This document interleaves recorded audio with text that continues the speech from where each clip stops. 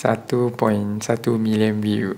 Tu yang semalam video slumber tu. So hari ni dia punya view meletup lagi. Day 23 cakap depan kamera. Semalam I ada kata 3 jenis content pillar kan. Content pillar ni juga kita boleh separate lagi untuk lebih detail punya info lah. Contoh guys nak fokus kat view. Contoh video yang you guys buat untuk ambil view ialah you kena ada hook yang kuat lah. You ada tajuk dan thumbnail yang power. Last kali you kena buat follow trend punya video. Nombor 2 punya, you nak dapatkan video yang banyak komen, you kena buat content yang boleh trigger emosi orang, okay? Atau relatable kepada members you. Yang lagi satu, atau contoh you boleh share you punya pendapat tentang isu ni, atau ceritakan apa yang you experience tentang content ni. Nombor 3, you nak orang save you punya content, you kena buat content yang ada information yang boleh tolong diorang, atau step by step punya information, atau tips yang boleh membantu mereka dapat result yang mereka nak. Last kali you nak orang share you punya video, you kena buat content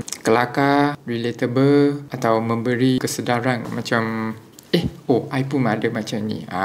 Okay, itu ialah konten yang boleh bagi orang share lah. Dengan part fokus ni, kena tengok you fokus apalah. Tak semestinya setiap kali you kena fokus pada view viral. Sebab jangan setiap hari post pasal sale saja. Nanti orang tengok you punya video pun bosan lah. You setiap kali pun nak jual benda. Apa informasi you bagi kita. So ni akan membantu you build you punya channel dengan lebih solid. So saya sharing sampai hari ni lah. Saya Ing. Kita jumpa esok.